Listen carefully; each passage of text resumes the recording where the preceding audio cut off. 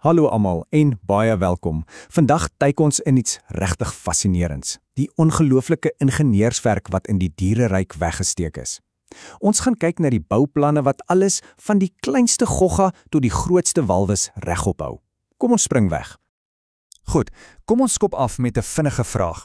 Wat op aarde het 'n mens, 'n jellyvis en 'n krab in gemeen? Dit klink amper soos die begin van 'n slegte grap, né? Maar die antwoord lê eintlik in hoe elkeen van hulle gebou is. Elkeen het 'n tipe skelet, 'n struktuur wat vir hulle vorm gee, hulle ondersteun en natuurlik die vermoë gee om te beweeg.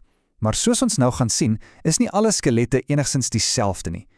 So die heel eerste en die allergrootste verdeling in die diereryk se bouplanne kom eintlik neer op een eenvoudige vraag. Is daar 'n ruggraat? Hierdie enkele kenmerk trek 'n massiewe lyn in die sand en verdeel al die diere in twee reuse groepe. En daar het jy dit.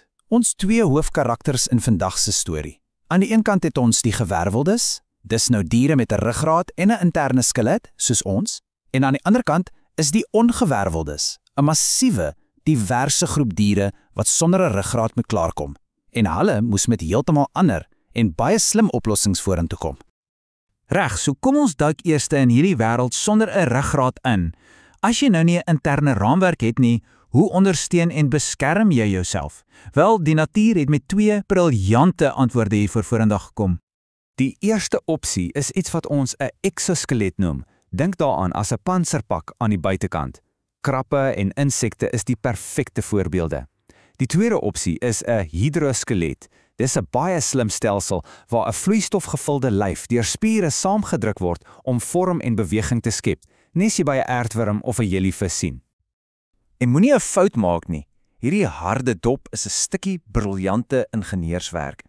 Dis nie net 'n skild wat die sagte organe binne beskerm nie, dit ondersteun ook alles.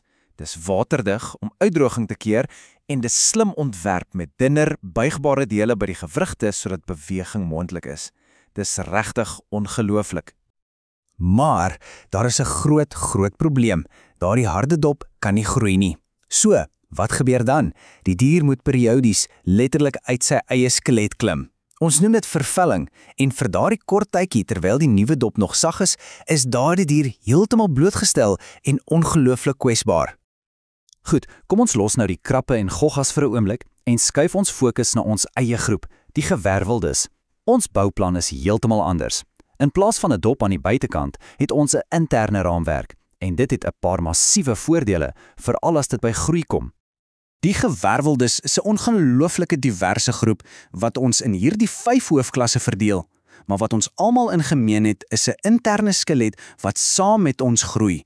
So pleks van daai hele gevaarlike vervellingsstorie word ons sin net groter soos ons groter word. En dis juis hoekom gewervelde diere oor die algemeen soveel groter kan word as ongewerveldes. Jy sien, die skelet is soveel meer as net 'n kapstok vir jou spiere. Glad nie. Dit is 'n ongelooflike beskermende struktuur.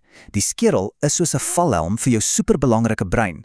Die ribbekas is 'n skild vir jou hart en longe en die ruggraat beskerm die rugmerg, daai supersnelweg van boodskappe tussen jou brein en die res van jou lyf. 'n Skelet op sy eie is maar net 'n statiese raamwerk. Die ware magie van beweging gebeur eers wanneer die spiere en die gewrigte in perfekte harmonie begin saamwerk. Kom ons kyk 'n bietjie dieper na presies hoe hierdie ongelooflike masjien werk. Benee self kan mos nou nie buig nie, né? So ons het gewrigte nodig. Dis basies die plekke waar bene bymekaar kom. En om te keer dat daardie bene soos skuurpapier op mekaar werk, is daar kraakbeen tussenin. Jy kan daaraan dink as die perfekte ingeboude skokbreker, wat alles glad en pynloos laat beweeg. Maar gewrigte het krag nodig om te beweeg, en dis waar spiere die helde van die storie word. Nou, hier's die goue reël om te onthou van spiere. Hulle kan net trek, hulle kan nooit stoot nie. Dis presies hoekom hulle altyd in pare moet werk. Ons noem hulle antagonistiese pare. En hierdie is die perfekte voorbeeld. Sê nou jy wil jou arm buig. Jou brein stuur 'n blitsvinnige boodskap.